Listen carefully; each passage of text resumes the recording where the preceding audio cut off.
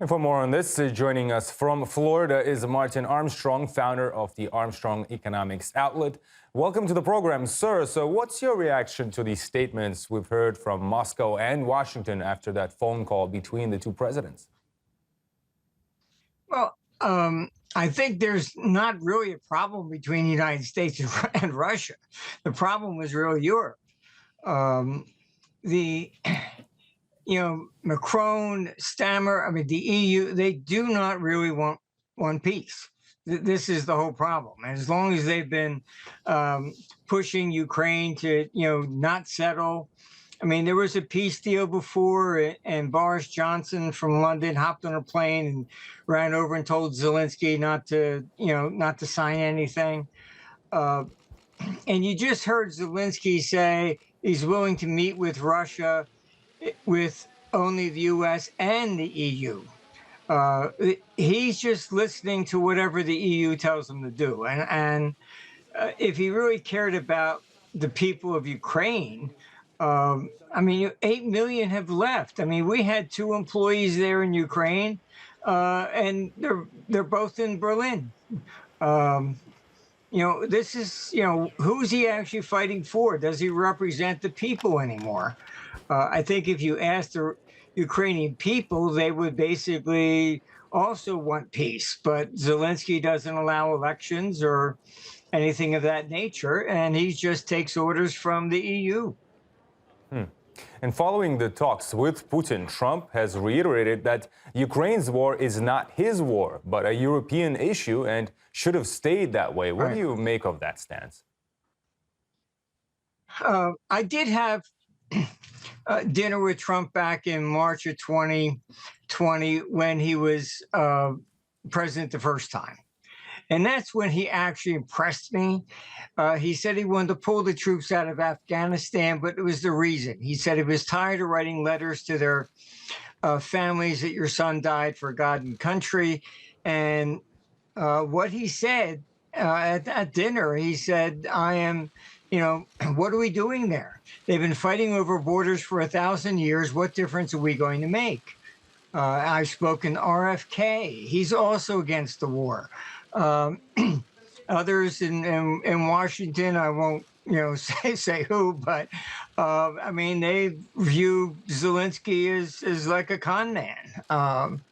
He's not very well respected in a lot of corners, and I have been advocating that the U.S. should exit NATO because we're on 2 different tracks. And European leaders have repeatedly claimed they also want peace, but they see it through strength, which somehow just isn't working out for Ukraine, is it? So why then do they keep giving Kiev even more money and more weapons? A lot of it is, honestly, that the EU is in economic trouble. Kind of like Japan, you just had, interest rates hitting record highs over there. And they need a diversion. And it's like in Canada, Carney was running against Trump and not domestic issues. So as long as they keep everybody looking at Ukraine, then they're not paying attention to what's going on in Europe.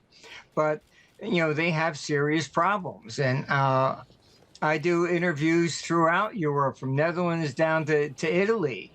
And I would say 3 years ago, it was, do you really think the EU would break up? And now all I hear is that, when. Everybody's getting very frustrated with them. Centralized control, dictatorial powers over migrants, things. There's so many issues. You're seeing in Germany, the AfD, which began as a right-wing, Nazi party, is now #1. In Britain, you have Nigel Farage, who I also know. I mean, he even spoke at one of our conferences. He's now the #1 in Britain. So, I mean, you're seeing, a uprising for what we would call the right against the current establishment that is there in the EU. Now I believe these movements are called conservative politicians, political forces, and so Yes. on. Returning to Trump, though, he's also said that he isn't putting more sanctions on Russia for now, while he still sees a path to peace. However, he did say he's considering the option of sending more weapons to Ukraine if the talks fail.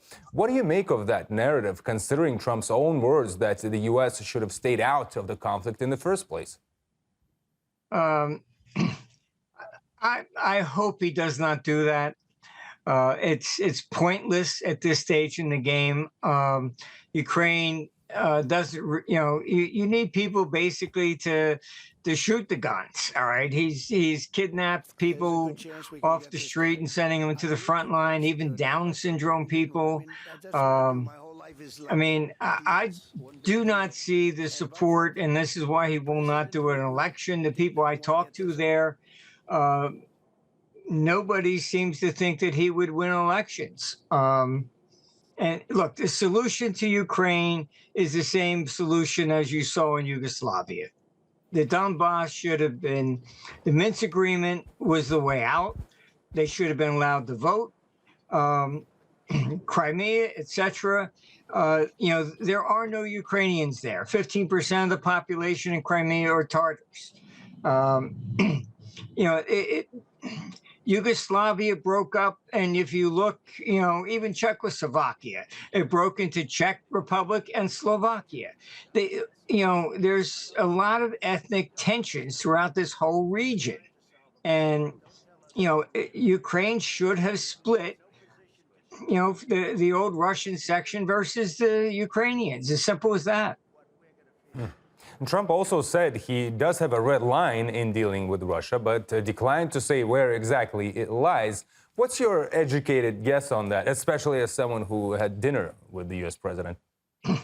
I would say he's more reluctant to get involved in war than any other head of state that I've ever met, including Maggie Thatcher.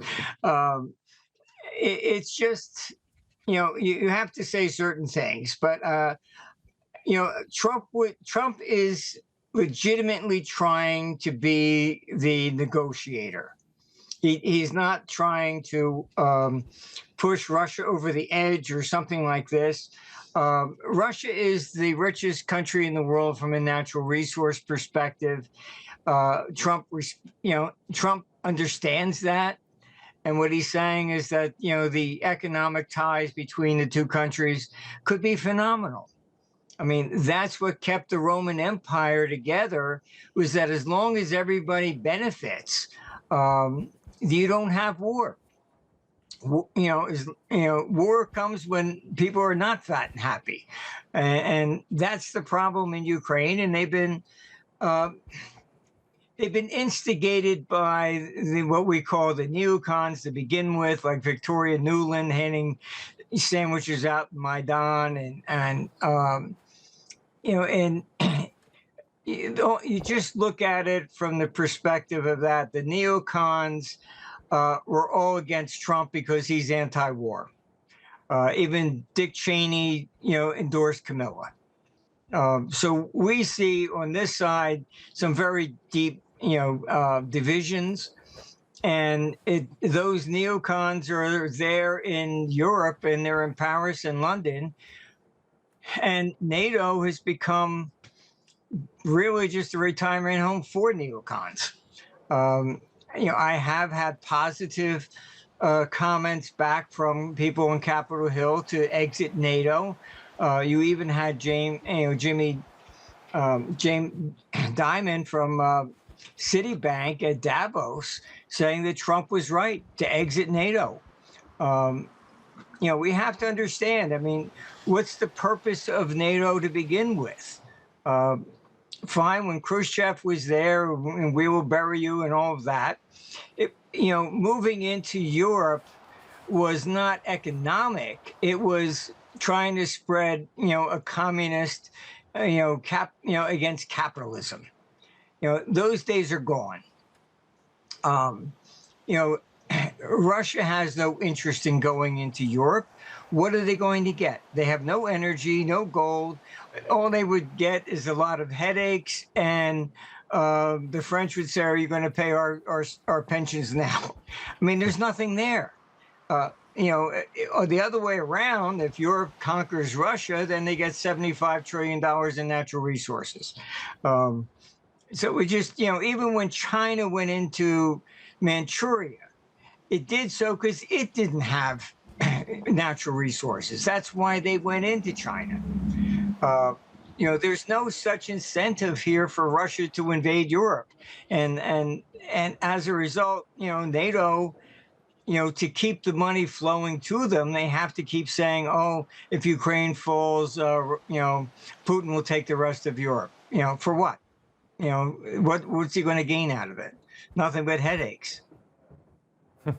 I wish some of the European officials would have listened to you speaking right now. And you have previously said there's no way to stop the war in Ukraine through peace talks. Do you still stand by those words, or has something changed maybe after this latest Putin-Trump call? Well, if we can, get rid of Europe, then I'm more optimistic. I think Europe is the one throwing the wrench in the whole, mechanism here all the time. Trump wants peace. I think Putin really wants peace. And Zelensky, I think he should be replaced. There should be elections to let the people decide the fate of their own country, not Europe. Martin Armstrong, founder of the Armstrong Economics Outlet, thank you so much for the analysis. Well, thank you, and I wish you all the luck over there.